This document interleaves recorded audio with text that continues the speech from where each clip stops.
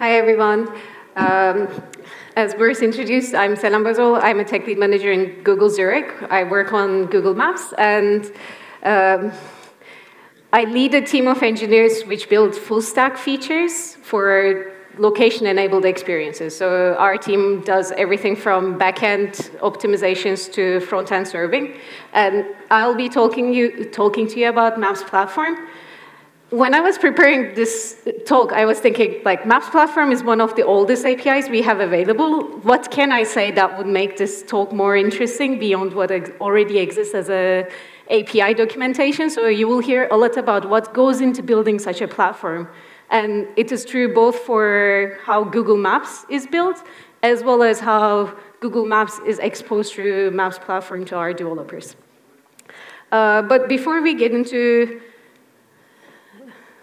I'll figure this out first. No. Okay. Before we get into Maps Platform and how Maps and Maps Platform connects, one of the things I want to talk about is why location data? Like, why should you care?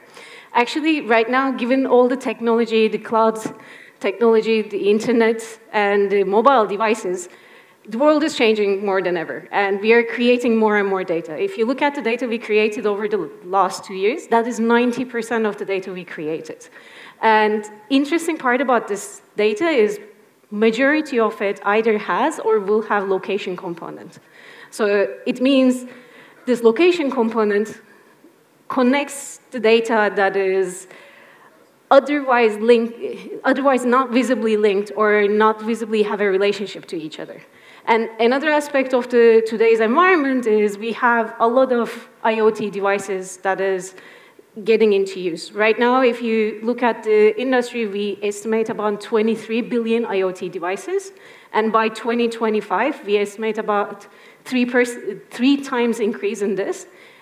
Just to put it in context, it's 6 devices per person. And how they relate to the location is all of the data they are creating are also location timestamp. So there is actually a huge opportunity in understanding this location data and making sense of it, whether you're trying to get insights out of it or you're trying to build user experiences. So location intelligence is pretty important. And if I could just figure this out. Okay.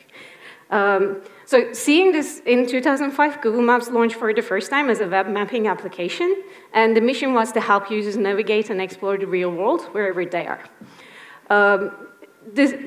Since then, we have been heavily investing in how do we bring world's data into online so that we can actually build experiences. And at the same time, what we wanted to do is not only Google that should build experiences, because a lot of smart people are out there, how do we expose our data and capabilities to external world?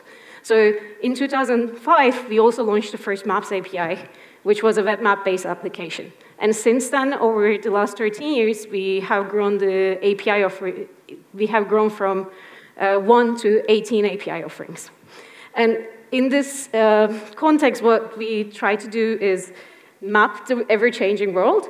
And when we are mapping that, what we care about is bringing industry-grade solutions with Google security and scalability. And we have seen already these applications enable experiences like ride-sharing. How do you connect drivers to their customers? Logistics tracking. How do you optimize or how do you understand where in the world your packages are? We have seen these APIs used in real-world game developing. How do you blend the online experiences you have with your games in real world? Pokemon Go is a good example of this. And in general, businesses even if you're not building a user-facing experience, how do you get, as an entrepreneur, as a business owner, take the data and make sense of it to find where the next opportunity or where you can grow? So all of that combined, we have been heavily investing in our accuracy, freshness, and quality. And this is actually powering the quality of the API we provide. And I want to highlight a couple of examples, because 13 years is a long time to cover in the next 30 minutes, but a couple of interesting examples of how such a platform gets built, what are the technologies that gets introduced. So first one I want to talk about is actually what you see here. How many people recognize what that is? Yeah, Street View. Hopefully you know what I'm talking about, hence encourage me. So this is our 360-degree street level imagery, and right now it is available in, let me get, 88 countries across all 7 continents, and where this comes is actually literally people driving in cars, going in snowmobiles, going in bikes, trackers, backpacks, across the world. So this is not just a software engineering problem, this is pretty much how do we collect data and make this successful. So it contains operations research, and how do you automate once you get the data, ingestion of this data, and then once you have the ingested data, how do you make more value out of it? So it is a large engineering challenge to conquer. And then the next one is maybe satellite and imagery. So we get high-resolution satellite images from actually planes with cameras and satellites with cameras. And these are currently covering 60% of the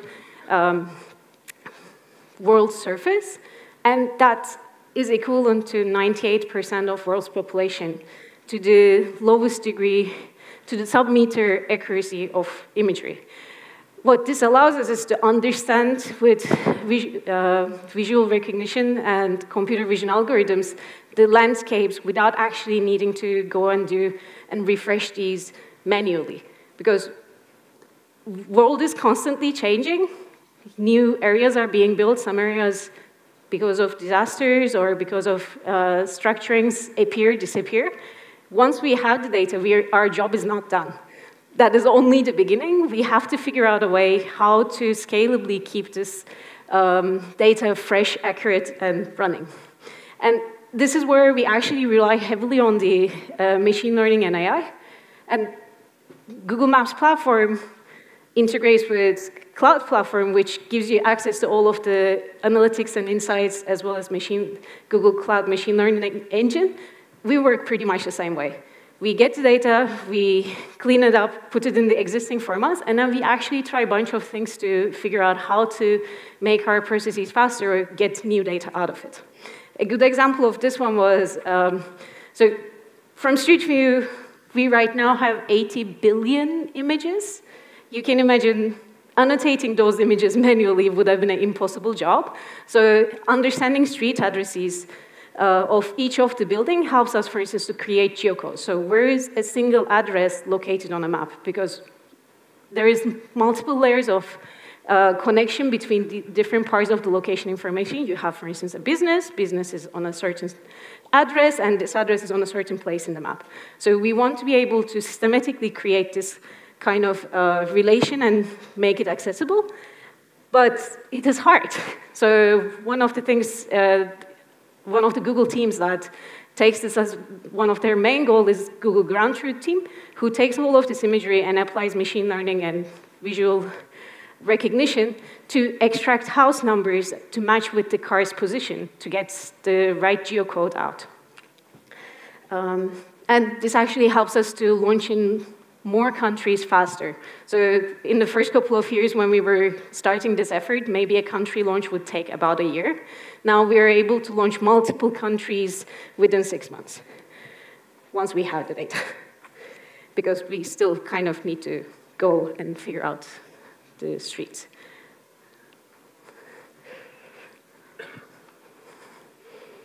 All right. This is not going, okay, finally. And the other part that fits into this ecosystem is actually the people. Like we talked about technology, people is an important part of making Maps platform and Maps itself successful. And we have about 1 billion users that is using Google Maps product actively. We have 60 million users that are part of our local guys community who are contributing different pieces of location information to improve and give us the understanding of what is changing.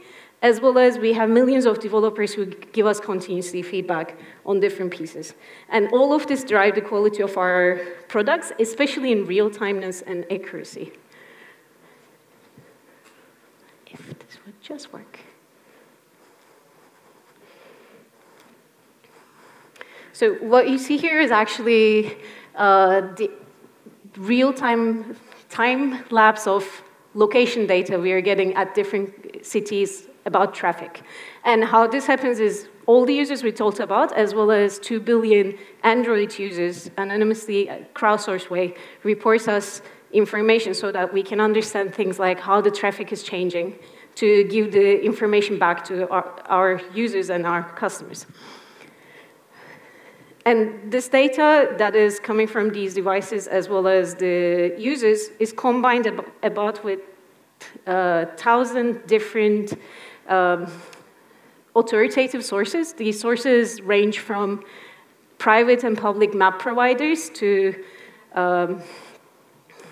satellite imagery, aerial imagery, and street view imagery. So this is a big mash of data that we're trying to make sense of. And the result of that, eventually, is a very rich data. What you see here is our place pages, and normally, like in regular maps, we don't even see businesses. In phone books, we started seeing businesses' addresses and phone numbers, but this is everything and anything about the business that we try to collect. It has photos, it has reviews and ratings, so more of a sentiment about the place. It has real-time signals. So all of that consolidation provides very rich data, which is accessible through our API.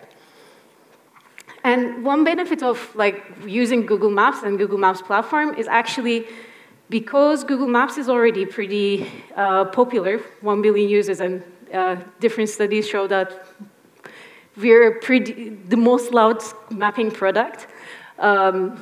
It also has a developer benefit. It's not just good for Google, because once you use the API and the interaction patterns that Google continuously iterates on, your users are already pretty familiar with it, and they can ramp up very fast. It's not necessarily the most technical problem, but what you want to do at the end is to make your business successful. So any incremental gain you can get to make that business successful is important. And users not dropping because they have seen an unfamiliar map is a good gain, which you can get for free. We have some studies that show once a user sees an unfamiliar map, they actually drop out at higher rates, exit the mapping applications. And maybe a fun example, not to point fingers at anyone, is from Strava. I don't know how many people are familiar with Strava? Okay, a bit less, but still some. So Strava is a social cycling and sports application, and they use maps very heavily. And at some point, they changed to a competitor product, and there was actually a backlash out of it.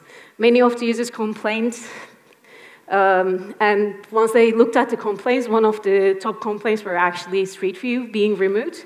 It turned out users really liked actually seeing their paths, not only liked, but made use out of it. Because if you want to go with a road bike to somewhere, you want to check first if the road is appropriate for a road bike or if you need a different kind of tire. The second part was people were using route planning and wanted to check where the different pieces of vistas, the little fun things you can do while you're having your sports, as well as the data quality as another reason in the outcry. So actually, Strava needed to apologize to their users publicly, and all of that is an indicator of how our coverage and quality actually makes a difference, even if you don't notice that at first. So that's quality and coverage. What do we mean by coverage? Right now, we cover 99% of the world. This is pretty much 200 countries and territories. Our roads information has 40 million miles of roads. This also includes, in addition, certain other modes of transport, like biking or walking directions, as well as in 200,000 cities around the world, we have transit information spanning 3.8 million stations, and we're doing optimizations how to get people using the restrictions of the transit, get from A to B. We have the largest play space, so shout out, I guess, how many places do you think exist from Google's perspective, or in the world, businesses?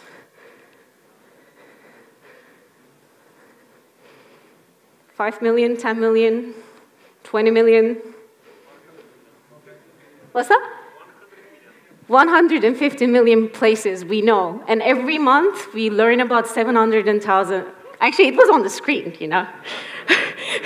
I was checking who's paying attention.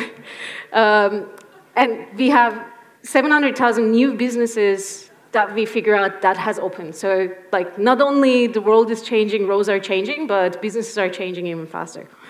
And the Street View, we talked a little bit about it. In case you're wondering, we have imagery across 85 countries. And all of this we are working on expanding as we talk. But once you're in so many countries, the other aspect that becomes important is the language. So we right now support 74 different languages through our APIs and through our products. So overall, it's not just the location data that we are investing in, because we find at Google location is core to many experiences, whether it is Android Auto, whether it is Waymo or Waze.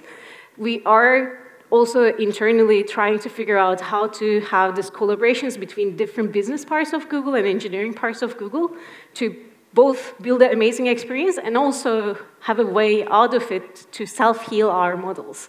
Because the investment you can do, if you're constantly burning it because the world keeps changing, it's not a good idea.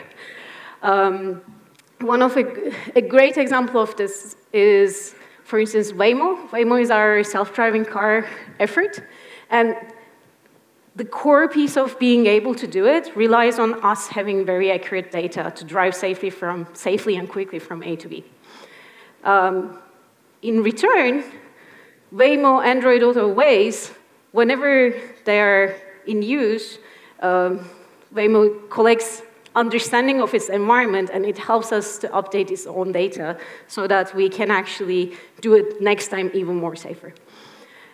This is a good example of how, even if it is not a maps investment, the billions of dollars Google is pouring over different businesses actually feed back into location and location features.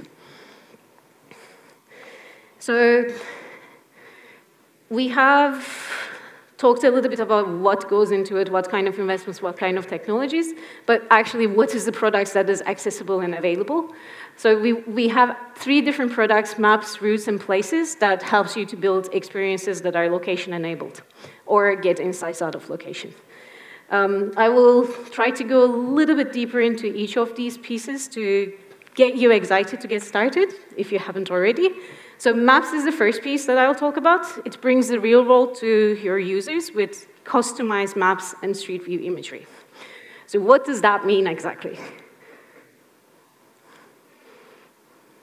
So we have a performant and customizable map. What you get out of it is effortless performance. What does that mean? We have vector maps and raster maps, and these enable us to render our maps across different devices. So you don't need to care about what device your app can run on. We take care of the performance of performance and rendering frame rates and all the complexity out of the equation, and you just get to build your idea. The second part of it is the visualization and stylizing of your map. We provide many customization options, ranging from, hey, I just want to change the theme of my map, the colors of my map because it fits better with my app's colors, to I want to actually fully clear out everything on the map and put my own data through markers, lines, colors, polygons, imagery. You have the customization that you can work with to fit it to your need.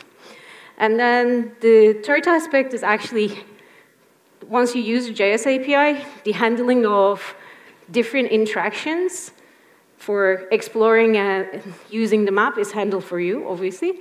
But we also allow you to override and customize these interactions as well. So if you're pinching, if you're zooming, if your users are pinching, if your users are zooming, there's already a pre-built version for it. If you don't like it, you get to override the events. And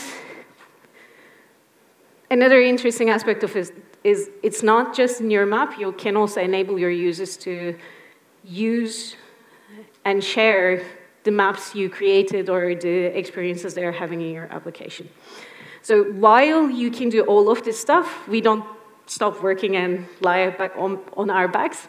We continuously try to improve also what we are providing and what you're getting. So if you're using Google Maps platform, one of the things you get is the visual improvements on our base map. So we have extensive research repeatedly to figure out how to make maps a lot more readable and understandable, whether it is colors, typography, or it is placement of different labels.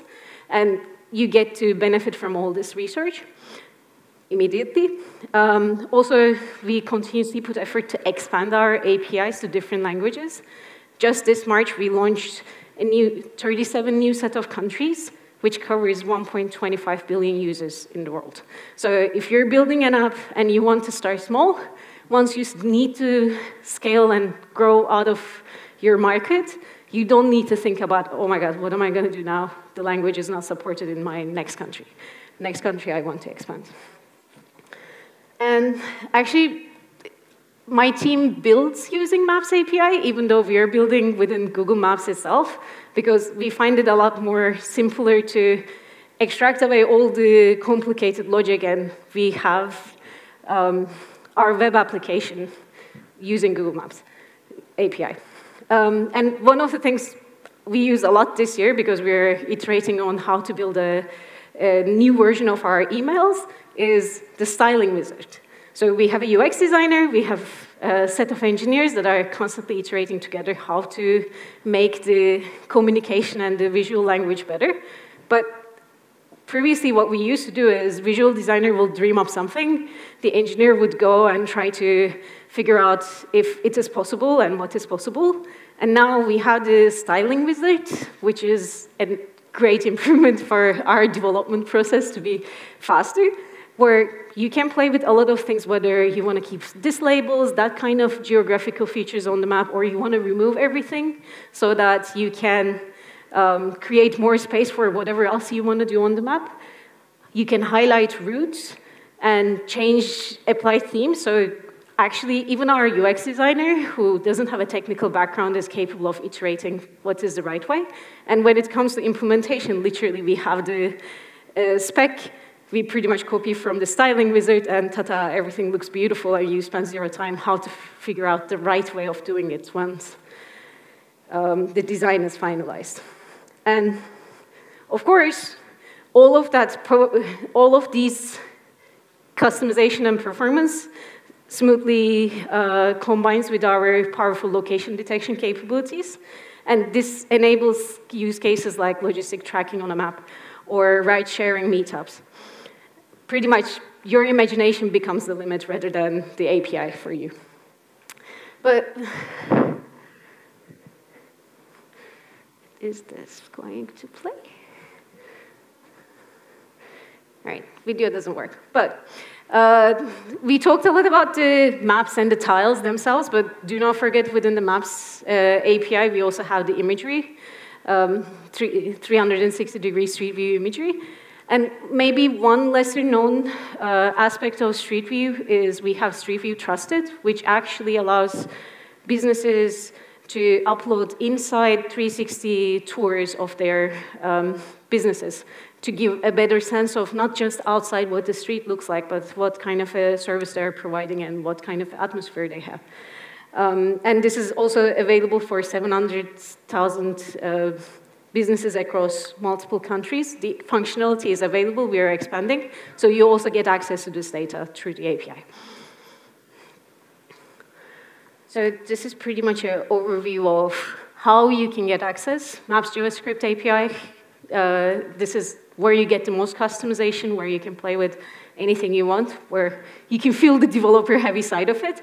But if you just have a simple use case and you want to use a map, you can also use the embed API, which is a simple HTTP request, which allows some customization. And ta-da, you have your business. Maybe you're building a store locator. All you want to do is put a pin on a map and show it on your website. And Street View API, this is how you can get access to our imagery, whether you use it through the visualizer or whether you get access to actual imagery and do cool stuff yourself.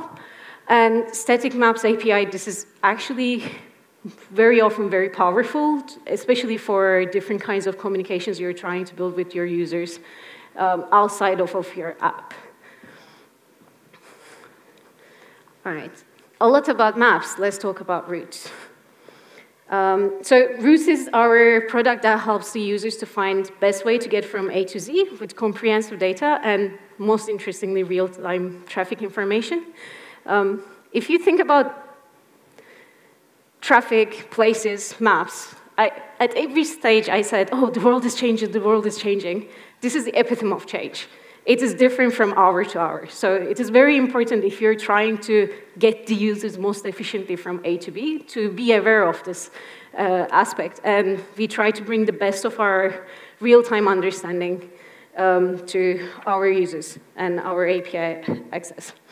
So what you get access to is the most core and complete part of it is the driving directions. This is what you're familiar from Google Maps, just through the Access API. And what it gives is extensible route details. So it's not only about where the points are, but also how do you explain it. The quality of service. So all of these are actually pretty hard algorithmic optimizations and very long-running processes because Google Maps has to build this for millions of users, billions of users per month. Querying, we need to optimize and scale. So you get very fast access, very reliable access. Algorithms and optimizations comes for free, which we talked about, and this is available anywhere in the world. We have 40 million miles of roads covered with driving directions. Maybe an interesting part is you can also, driving is not the only mode of transport. We do support biking, walking, as well as transit information across 3.8 million stations in different countries, different cities. And we are investing in expanding this transit information because that's the hardest part where we need to work with the agencies and align on getting the data. So 200,000 counting forward. Let's try to see. So overall, we already support 80 million daily route queries. So if you're starting small, but you have big ambitions, you can rely on this system will actually work for you, and you can count on the performance. So what are the APIs? We have Directions API. This is pretty much all the directions for transit, biking, driving, and walking between multiple locations. Distance Matrix API. So this is how, it is a bit of a traveling salesman problem solved for you, pretty much. It calculates the times and distances between multiple destinations. And Roads API, this is where you can send a set of points up to 100 points and get the visualization of the route as well. All right. And last one, my favorite one, because I work a lot in this area. Places. So Places helps your users to discover the world with rich location information and enables them to find specific places with phone numbers, addresses, real-time signals.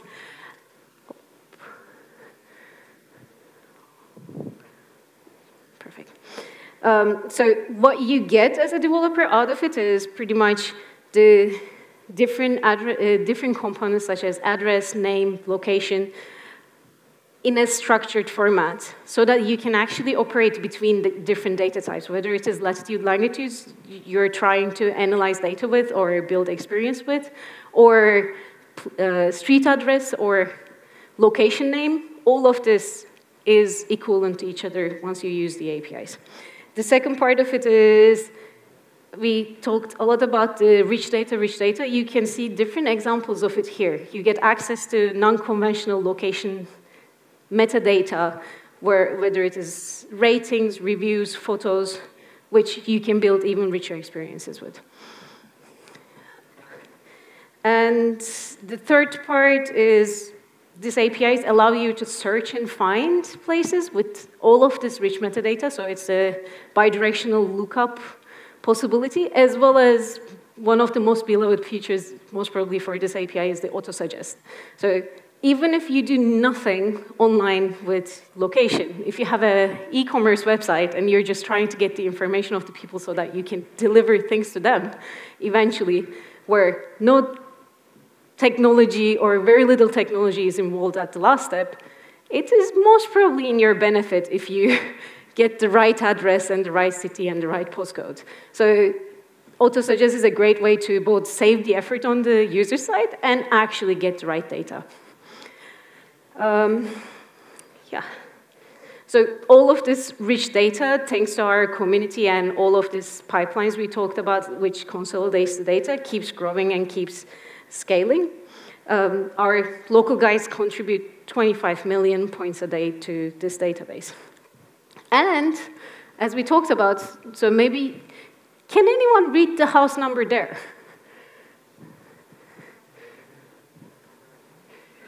Don't worry, we have machine learning models that do better than us. So what I'm trying to say is, when we're getting all of this data, what we're trying to understand is also how to put, for instance, an address like this in countries, developing countries, when we're trying to map the data quickly onto the map so that we can get the benefits to the users and benefits to the developers as fast as possible.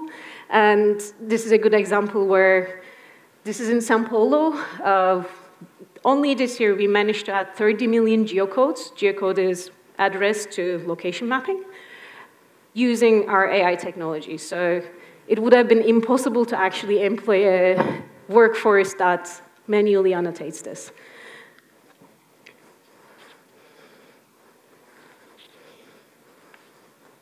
So what you get out of these APIs? So pretty much at every different platform, whether you're using Maps JS API, Android, iOS, or you just want the data access for all this location information, rich metadata, you have the Places APIs. Couple of things maybe that are not as obvious from the API set is time zone API. I don't know if any of you worked before with user-facing features and location. Very fast, within the next couple of weeks or months, you end up asking, "Damn, now we need to show something with the time, but now we need to add the time zone mapping." So this is one of the cases where our developer pane within Google created an API where we are ourselves also users of. Geocoding API, if you just want to convert addresses and places to coordinates or vice versa, very simple to use. And geolocation API, most probably this is the most interesting one. If you're trying to build real-time, real-world experiences, one of the things we want to understand is where a certain thing or device is. And we don't necessarily always have good location information, because right now I'm indoors, my GPS is not going to work very well. We have Wi-Fi and cell towers. We give the capability through this API to return a location even when there is no GPS, so that you can at least provide some experience, like your degradation is less, even when there is no GPS that you could have used from the device if the user is allowing you to. So overall, like, we learned a lot about what we are doing, etc., but we are not done. We are very excited about the next possibilities, and we keep looking for different ways how to improve our experiences, how to create new ways of experiences. We hear a lot of new users and new businesses are interested in emerging markets. We are trying to figure out how to make emerging markets as successful as the existing markets, as well as we see that the industry and our perceptions are changing. Like what you see here is an AR sticker. Hulk in Tokyo, New York. Hulk automatically put, using the augmented reality technologies we have. And what we're working on is actually how to make these accessible to any developer that can build cool experiences and new ways of interacting with different parts of the world. And Google Maps platform is the way for you to become part of it too. So we're here to help. We have, given it's a relatively old API offering, growing over time, we have a lot of documentation and detail, and check out our GitHub repository. We have many of these API with examples where you can start developing within a couple of minutes to start playing. And we have an amazing community of folk that is developers and developer relations that are ready to answer your questions. And here's a couple of links where also online how you can get help. So thank you. That's all I want to say.